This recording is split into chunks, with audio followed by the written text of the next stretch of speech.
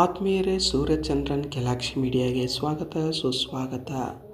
Right ಸಹೋದರರಾದ ಓರ್ವಿಲ್ಲೆ August 19, 1871 ಜನಿಸುತ್ತಾರೆ. ಅದೇ ರೀತಿ ವಿಲ್ಬರ್ ಏಪ್ರಿಲ್ 16, 1867 ಜನಿಸುತ್ತಾರೆ. ಇವರು ಅಮೆರಿಕ ರಾಷ್ಟ್ರೀಯರು.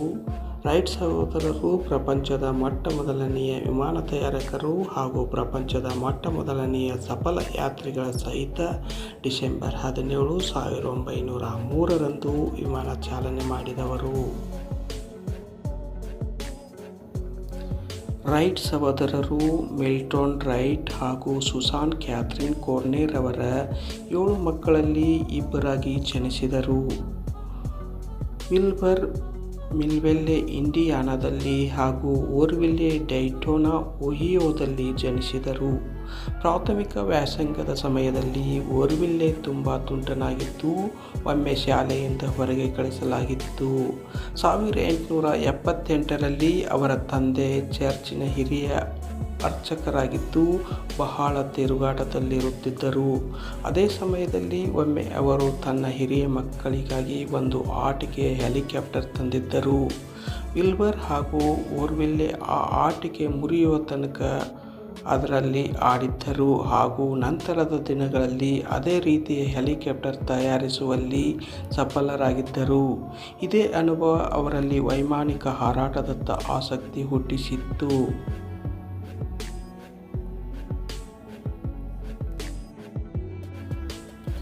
ರೈಟ್ ಸಹೋದರರ ಮೊದಲ ವೃತ್ತಿ ಜೀವನ ಹಾಗೂ ಸಂಶೋಧನೆ.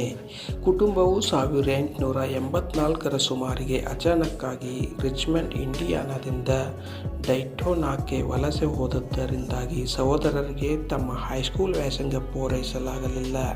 1892 ಸುಮಾರಿಗೆ ಹೊಸ ರೀತಿಯ ಬೈಸಿಕಲ್, ಸಮಾನ ಗಾತ್ರ ಹಾಗೂ ಆಕಾರದ ಚಕ್ರ ಹೊಂದಿದ ದುರಸ್ತಿ ಹಾಗೂ ಮಾರಾಟದ ಅಂಗಡಿಯನ್ನು ಹೊಂದಿ ಅದಕ್ಕೆ ರೈಟ್ ಸೈಕಲ್ ಎಕ್ಸ್ಚೇಂಜ್ ಎಂದು ಹೆಸರಿಟ್ಟರು ಹಾಗೂ ಮುಂದೆ ಅದಕ್ಕೆ ರೈಟ್ ಸೈಕಲ್ ಕಂಪನಿ ಎಂದು ಬದಲಾಯಿಸಿ 1896 ಸುಮಾರಿಗೆ ತಮ್ಮದೇ ಆದ ಚಾಪಿನ ಸೈಕಲ್ ತಯಾರಿಸಲು ಪ್ರಾರಂಭಿಸಿದರು. ಆತ್ಮೀಯರೇ, ವಿಮಾನಯಾನದ ಇತಿಹಾಸ ಅಚ್ಚರಿ ಮೂಡಿಸುವ ವಿಷಯವಾಗಿದೆ. ಹಾರುವ ಆಸೆ ಮಾನವನ ಅತಿ ಪುರಾತನ ಕನಸುಗಳಲ್ಲೊಂದು. ಆಕಾಶದಲ್ಲಿ ಸ್ವಚ್ಛಂದವಾಗಿ ಹಾರಾಡುವ ಹಕ್ಕಿಗಳನ್ನು ಕಂಡಂದಿನಿಂದಲೇ ಮಾನವನ ಮನಸ್ಸಿನಲ್ಲಿ ಹಾರುವ ಆಸೆ ಕುಡಿಯೊಡೆದಿರಬೇಕು. ಹಾರಾಡುವ ಕನಸನ್ನು ಸುಲಭವಾಗಿ ನನಸಾಗಿಸುವ ಯಾವ ದಾರಿಯೂ ತೋಚದಾಗ ದಂತಕಥೆಗಳಲ್ಲಿ, ಪುರಾಣಗಳಲ್ಲಿ ಹಾರಾಟದ ಕಾಲ್ಪನಿಕ ಚಿತ್ರಗಳು ಮೂಡಿಬಂದವು. ತಮ್ಮ ಇಚ್ಛಾಶಕ್ತಿಯಿಂದಲೇ ಆಕಾಶದಲ್ಲಿ ಹಾರಾಡುವ ದೇವಾನುದೇವತೆಗಳ ಕಥೆಗಳು, ತ್ರಿಲೋಕ ಸಂಚಾರಿ, ನಾರದನ ಪಾತ್ರ, ರಾಮಾಯಣದಲ್ಲಿ ಬರುವ ಪುಷ್ಪಕ ವಿಮಾನದ ಉಲ್ಲೇಖ, ಹನುಮಂತನ ಸಾಗರೋಲ್ಲಂಘನ ಹಾಗೂ ರಾಮಾಯಣ ಮಹಾಭಾರತ ಎರಡರಲ್ಲೂ ಯುದ್ಧಗಳ ಸಂದರ್ಭದಲ್ಲಿ ಕಂಡುಬರುವ ಹಾರಾಡುವ ರಥಗಳ ಕಲ್ಪನೆಗಳು ಈ ತರ್ಕಕ್ಕೆ ಅತ್ಯುತ್ತಮ ನಿದರ್ಶನಗಳು. ಭಾರತವಷ್ಟೇ ಅಲ್ಲದೆ ಪುರಾತನ ಗ್ರೀಸ್, ಈಜಿಪ್ಟ್, ಫಿನ್ಲ್ಯಾಂಡ್ ಹಾಗೂ ಪೆರು ದೇಶಗಳ ಪುರಾಣ ದಂತಕಥೆಗಳಲ್ಲೂ ಹಾರಾಡುವ ಮಾನವರ ಹಾಗೂ ಗೂಳಿ, ಕುದುರೆಗಳಂಥ ಪ್ರಾಣಿಗಳ ಉಲ್ಲೇಖಗಳಿವೆ. ಲಿಯೋನಾರ್ಡೋ ಡ ವಿನ್ಸಿ ಹಾರುವ ಕನಸನ್ನು ಕಂಡು ತಮ್ಮ ಸಂಶೋಧನೆ ಪ್ರಯತ್ನಗಳಿಂದ ಅದನ್ನು ನನಸಾಗಿಸಲು ಶ್ರಮಿಸಿದ ಅನೇಕ ಕನಸುಗಾರರನ್ನು ನಾವು ಆಧುನಿಕ ಇತಿಹಾಸದಲ್ಲಿ ಕಾಣಬಹುದು. ಇಂಥ ಕನಸುಗಾರರ ಪಟ್ಟಿಯ ಮೊದಲನೆಯ ಸಾಲಿನಲ್ಲಿ ನಿಲ್ಲುವ ಹೆಸರು ಲಿಯೋನಾರ್ಡೋ ಡ ವಿನ್ಸಿಯದ್ದು. 1452 ಜನಿಸಿದ ಲಿಯೋನಾರ್ಡೋ ಡ ವಿನ್ಸಿ ಮೂಲತಃ ಇಟಲಿಯವನು. ಖ್ಯಾತ ಚಿತ್ರಕಾರ, ತತ್ವಜ್ಞಾನಿ, ಕವಿ, ಶಿಲ್ಪಿ, ಗಣಿತ ತಜ್ಞ, ವಾಸ್ತುಶಿಲ್ಪಿ, ಅನ್ವೇಷಕ, ವಿಜ್ಞಾನಿ ಎಲ್ಲವೂ ಆಗಿದ್ದ ಮಹಾನ್ ಮೇಧಾವಿ. ಮೊನಾಲಿಸಾ ಹಾಗೂ ದ ಲಾಸ್ಟ್ ಸಪ್ಪರ್ನಂಥ ವಿಶ್ವವಿಖ್ಯಾತ ಕಲಾಕೃತಿಗಳ ಸೃಷ್ಟಿಕರ್ತ. ಪ್ಯಾರಾಚೂಟ್ ಹಾಗೂ ಹೆಲಿಕಾಪ್ಟರ್ಗಳ ಬಗೆಗಿನ ಮೊದಲ ಕಲ್ಪನೆಯು ಈತನದ್ದೇ. ವಾಯುಗಿಂತ ಭಾರವಾಗಿರುವ ಪಕ್ಷಿಗಳು ಗಾಳಿಯಲ್ಲಿ ಹಾರಬಲ್ಲವಾದರೆ ಮಾನವ ಹಾರಾಡುವುದು ಅಸಾಧ್ಯವೇನಲ್ಲ ಎಂದು ಬಲವಾಗಿ ನಂಬಿದ್ದ ಈತ ಈ ಉದ್ದೇಶಕ್ಕಾಗಿ ರೆಕ್ಕೆಯಂಥ ರಚನೆಯುಳ್ಳ ಒಂದು ವಾಹನವನ್ನು ನಿರ್ಮಿಸುವ ಯೋಜನೆ ತಯಾರಿಸಿದ್ದ. ಈ ಯಂತ್ರದೊಳಗೆ ಒಬ್ಬ ವ್ಯಕ್ತಿ ನಿಂತು 2 ರೆಕ್ಕೆಗಳನ್ನು ಸತತವಾಗಿ ಚಲಿಸುವಂತೆ ಮಾಡಿದರೆ ಆತ ಸುಲಭವಾಗಿ ಹಾರಾಡಬಹುದೆಂದು ಡ ವಿನ್ಸಿಯ ಆಲೋಚನೆಯಾಗಿತ್ತು. ಈತನ ಯೋಜನೆಗಳು ಪ್ರಾಯೋಗಿಕವಾಗಿ ಕಷ್ಟಸಾಧ್ಯವಾಗಿದ್ದರೂ ಸಹ 15ನೆಯ ಶತಮಾನದಷ್ಟು ಹಿಂದೆಯೇ ಮಾನವನ ಹಾರಾಟಕ್ಕೆ ಅನುಕೂಲವಾಗುವ ವಾಹನಗಳ ರಚನೆಯ ಬಗೆಗೆ ಆಲೋಚಿಸಿದ್ದ ಲಿಯೋನಾರ್ಡೋ ಡ ವಿನ್ಸಿ ವಿಜ್ಞಾನದ ಇತಿಹಾಸದಲ್ಲಿ ಅಮರನಾಗಿ ಉಳಿದಿದ್ದಾನೆ. ಬಲೂನ್ ತಂತ್ರಜ್ಞಾನದ ಅಭಿವೃದ್ಧಿ.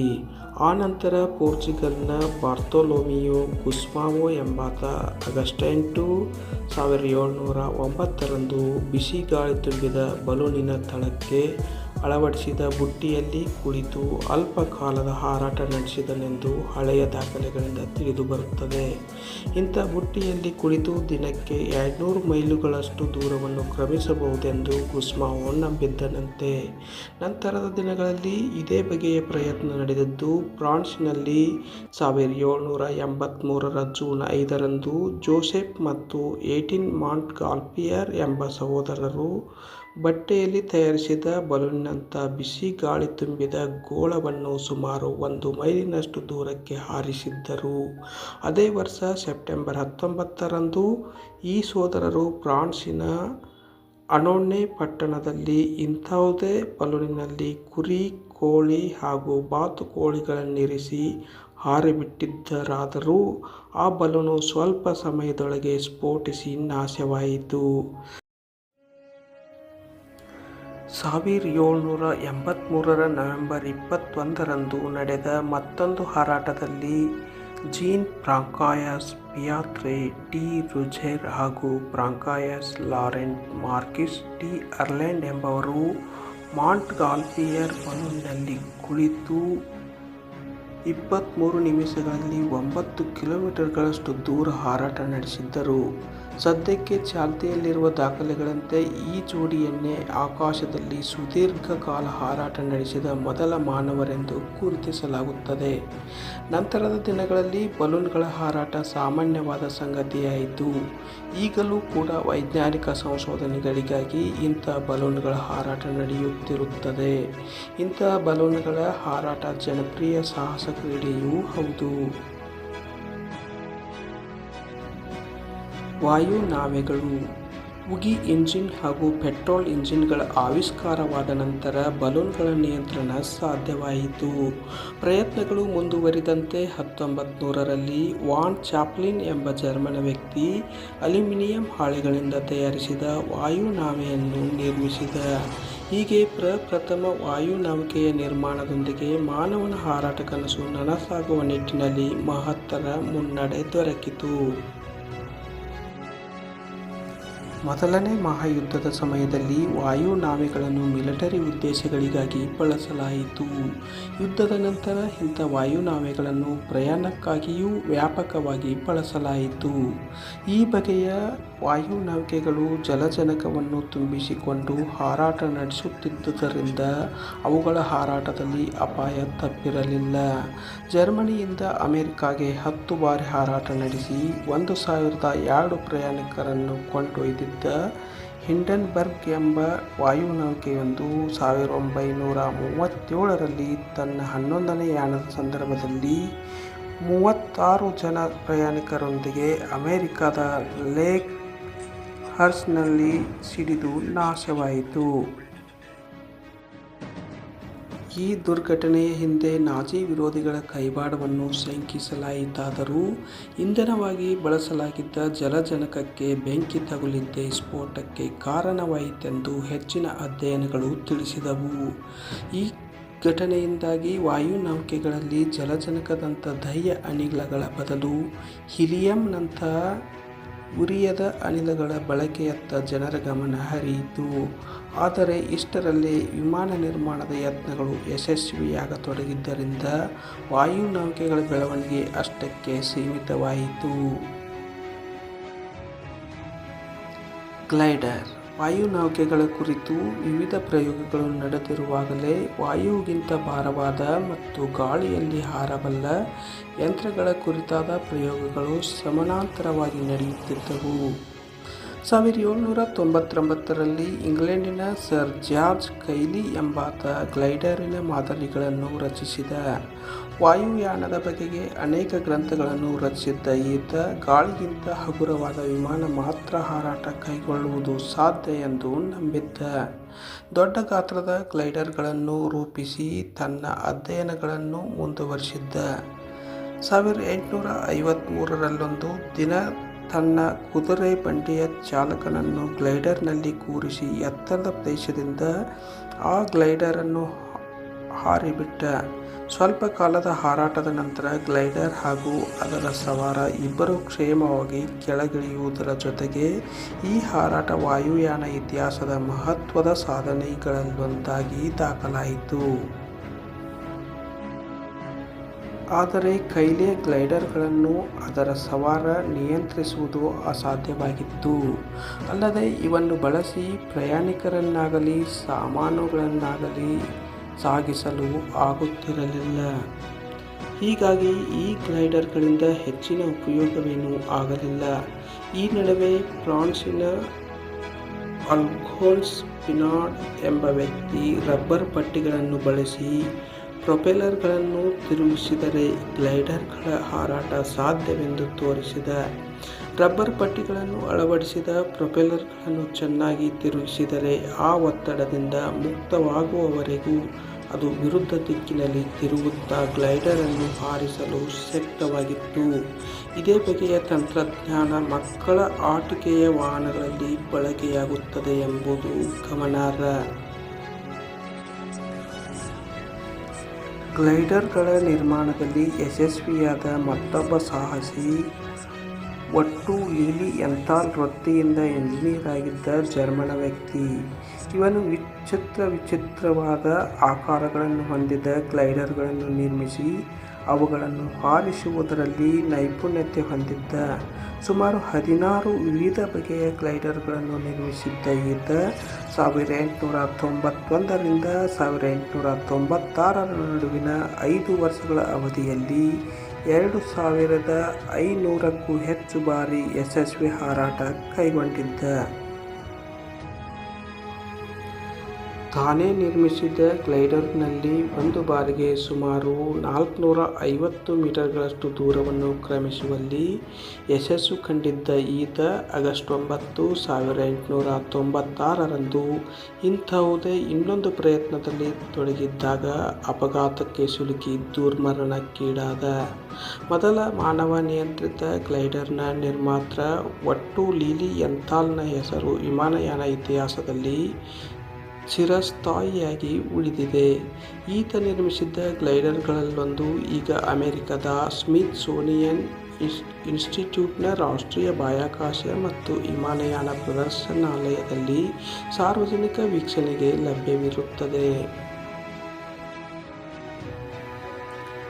ಒಟ್ಟು ಲೀಲಿ ಎಂಥಾಲನ ಸಮಕಾಲೀನನಾಗಿದ್ದ ವಿಲಿಯಂ ಸ್ಯಾಮ್ಯುಯೆಲ್ ಹೆನ್ಸನ್ ಎಂಬ ಬ್ರಿಟಿಷ್ ತಂತ್ರಜ್ಞ 1843ರಲ್ಲಿ ಉಗಿ ಎಂಜಿನ್ ಬಳಸಿ ಕಾರ್ಯನಿರ್ವಹಿಸುವ ವಿಮಾನವೊಂದರ ವಿನ್ಯಾಸ ರೂಪಿಸಿದ್ದ. ಆಧುನಿಕ ವಿಮಾನದ ಅನೇಕ ಭಾಗಗಳನ್ನು ಹೊಂದಿದ್ದ ತನ್ನ ಈ ವಿನ್ಯಾಸಕ್ಕೆ ಸ್ವಾಮ್ಯವನ್ನು ಕೂಡ ಪಡೆದುಕೊಂಡು ಈತ ತಾನು ನಿರ್ಮಿಸಿದ ಮಾದರಿಗಳು ಹಾರಾಟ ಕೈಗೊಳ್ಳುವಲ್ಲಿ ವಿಫಲವಾದಾಗ ವಿಮಾನ ನಿರ್ಮಿಸುವ ಪ್ರಯತ್ನವನ್ನೇ ಕೈಬಿಟ್ಟ. ಇಂಥ ಇನ್ನೂ ಅನೇಕ ಯತ್ನಗಳು ನಡೆದರೂ ಸ್ವಶಕ್ತಿಯಿಂದ ಗಾಳಿಯಲ್ಲಿ ಹಾರಬಲ್ಲ ಯಂತ್ರಗಳ ನಿರ್ಮಾಣ ಇನ್ನೂ ಸಾಧ್ಯವಾಗಿರಲಿಲ್ಲ. ಗ್ಲೈಡರ್ ತಯಾರಿಕೆಯ ಪ್ರಯತ್ನಗಳ ಯಶಸ್ಸಿನಿಂದ ಉತ್ತೇಜಿತರಾದ ಅನೇಕ ಉತ್ಸಾಹಿಗಳು ಈ ರೀತಿ ಯಂತ್ರಗಳನ್ನು ತಯಾರಿಸಲು ಯತ್ನಿಸಿದರು.